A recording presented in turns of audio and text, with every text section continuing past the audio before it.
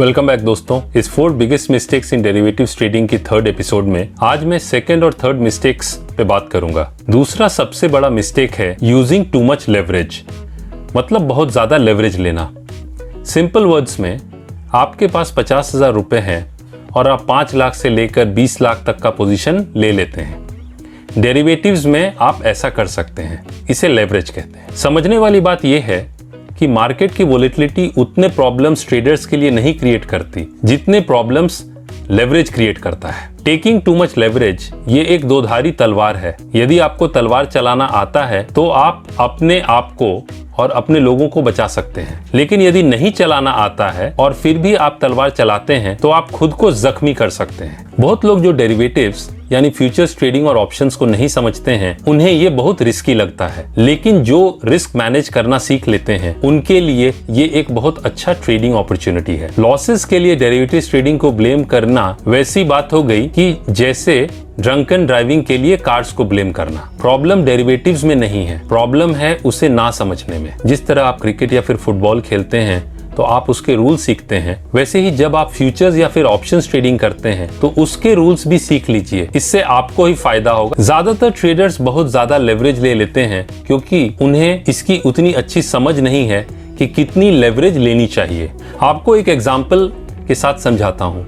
Suppose आपके पास 100 रुपए है तो किसी भी एक ट्रेड में 2% से लेकर 5% तक का ही रिस्क लेना चाहिए। बहुत सक्सेसफुल ट्रेडर्स तो ये बोलते हैं कि 2% से ज्यादा का रिस्क किसी एक ट्रेड में लेना ही नहीं चाहिए। तो यदि आप डेरिवेटिव्स में सक्सेसफुल होना चाहते हैं तो लेवरेज को समझिए, अपने कैपिटल को प्रोटेक्ट करना सीखिए, क्योंकि एक बात आप समझ लीजिए, आप इस मार्केट में लंबे समय के लिए आए हैं और जीतने के लिए आए हैं, तो जल्दबाजी में मत रहिए। अब मैं तीसरी यानी 3rd biggest mistake of derivatives trading पे बात करूंगा और वो है failure to control risk. Risk control in derivatives trading optional नहीं है, ये जरूरी है। डेरिवेटिव्स ट्रेडिंग में यदि किसी ट्रेड में लॉस हो रहा है तो लॉस को बुक करके निकल लेने में ही भलाई है, लेकिन ये करना ज्यादातर लोगों के लिए मुश्किल है, क्योंकि हमें जिंदगी में ये सिखाया जाता है कि कोई भी मुश्किल आए तो उसका डट के मुकाबला करो। तो हम मार्केट में भी यही करने लगते हैं, जो हमारे लिए नुकसानदायक है। इसीलिए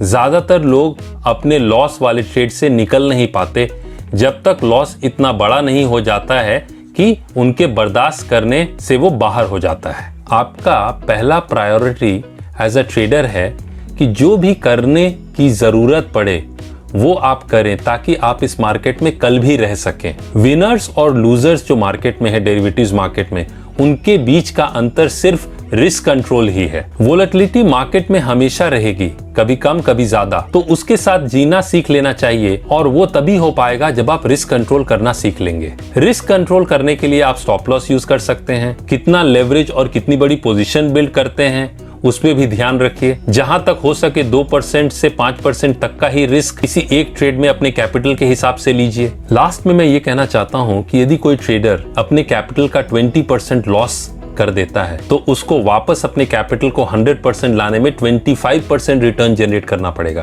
क्योंकि पहले जो उसका कैपिटल 100 रुपया था वो घट के 80 रुपया हो गया है। अब 80 को 100 करने के लिए उसे 25% रिटर्न जनरेट करना पड़ेगा।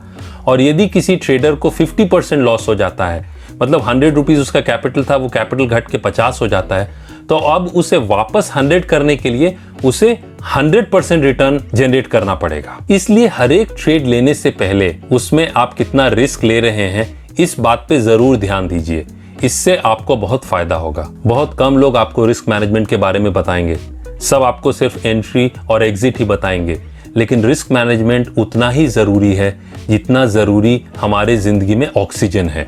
आज के लिए इतना ही दोस्तों। Wish you happy trading and stay safe. जल्द मिलते हैं, तब तक के लिए अलविदा। Thank you.